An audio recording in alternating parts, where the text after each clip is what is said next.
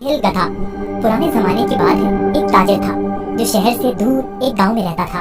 वो तिजारत के लिए रोजाना शहर जाता और मुख्तलिफ अशिया की खरीदो फरोख्त किया करता। तिजारत करने के लिए उसके पास एक गधा था। वो गधे पर सामान लाकर रोजाना शहर जाया करता।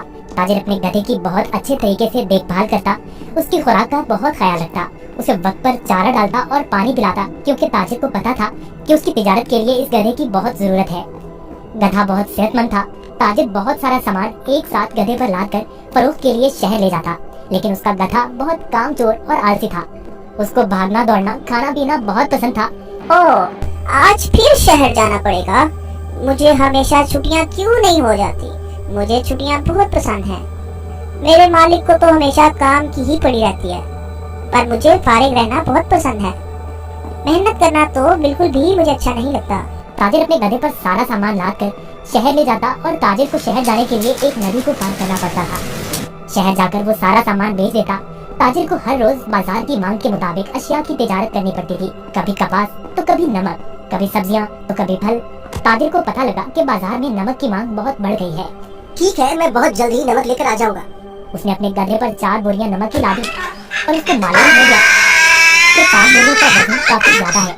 ओहो, मेरा गधा इतना वजन नहीं उठा सकता। इसका वजन थोड़ा कम करना पड़ेगा, यही ठीक रहेगा। उसने गधे की पीठ से एक बोरी उतार दी, फिर भी गधा आगे जाने के लिए तैयार नहीं था। ताजिर को अपने गधे का तो बहुत ख्याल था, पर उसको अपने गधे का पता था कि वो बहुत कामचोर और आलसी है। उसने एक छड़ी गधे की पीठ पर मारी और उसे बाजार ले जाने की कोशिश करने लगा।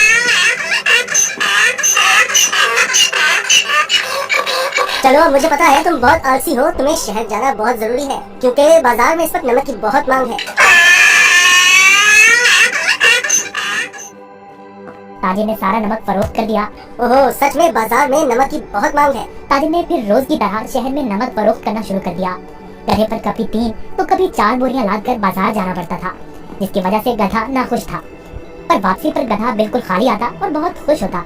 रोज की तरह ताजिर ने फिर से 4 बोरी गधे की पीठ पर लादी और शहर की तरफ निकल पड़ा। जब वो नदी के पास पहुंचा तो उसे पानी ज्यादा नजर आया। हमें बहुत ध्यान से आहिस्ता आहिस्ता चलना होगा ताकि हम पानी में कहीं गिर न जाएं। जैसे ही उन्होंने आधी नदी पार की, अचानक गधे का पाँव एक बड़े पत्थर से लगा और गधा फिसल गया और पानी में बैठ गया। ओहो, तुमने ये क्या किया? बोरियां तो अभी भी मेरी पीठ पर हैं, लेकिन मुझे इतना वजन महसूस नहीं हो रहा। ये एक जादुई नदी है।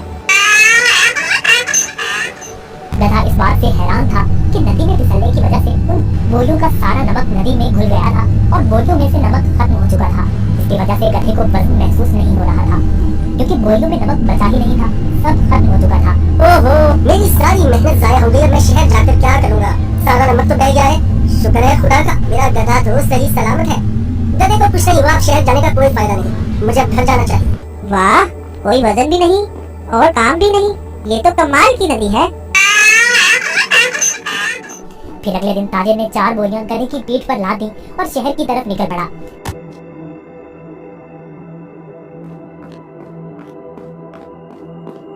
आहा, कल का दिन कितना अच्छा था। कोई काम भी नहीं करना पड़ा था। आज मुझे फिर काम करना पड़ रहा है। ठीक है, आज फिर से मैं आलसीपन दिखाता हूँ और अपना वजन कम करता हूँ। फिर तो मैं नदी से ही घर वापस जा सकता हूँ, कल की तरह। वो एक जादुई नदी है जो मेरा वजन कम कर देती है। वो कल की तरह आज भी मेरी मदद करेगी। ताजिर उस दिन गधे की चालाकी से बिल्कुल बेखबर था। रोज की तरह ताजिर अपने गधे के साथ इस नदी के पास पहुंचा तो गधा ताजिर से पहले ही इस नदी की तरफ जाने लगा। ताजिर ने उसे रोका। रुको रुको। गधा फिर से नदी में फिसल गया जहाँ वो पहली बार फिसला था। ओहो, तुमने क्या किया? चाहे गधे, जल्दी से बाहर आओ। लेकिन बहुत देर हो चुकी थी। बोरियों का सारा नमक नदी में घुल गया। गधे को अब कोई वजन महसूस नहीं हो रहा था। वाह, ये हुई ना बात। कोई वजन भी नहीं और काम भी नहीं। ये दोबारा कैसे? जरा सोचता हूँ, ये जानबूझकर मेरे साथ कहीं चालाकी तो नहीं कर रहा। ओह काहिल गधे, मैंने तुम्हारा इतना ख्याल रखा और तुमने मेरे साथ क्या किया? इसे घर वापस ले जाता हूँ। मुझे पता है, अब देखो मैं तुम्हें कैसे सबक सिखाता हूँ। गधे ने सोचा, मैंने काम चोरी का ये अच्छा तरीका ढूंढा है, पर ताजिर का तो आज कुछ और ही ज़हन था। अगले रोज ताजिर ने गधे की पीठ पर 6 बोरियां रुई की लाद दी, लेकिन गधे को थोड़ा सा भी वजन महसूस न हुआ। ओहो, इतनी ज्यादा बोरियां? कोई मसला ही नहीं। शहर तक जाना किसने है?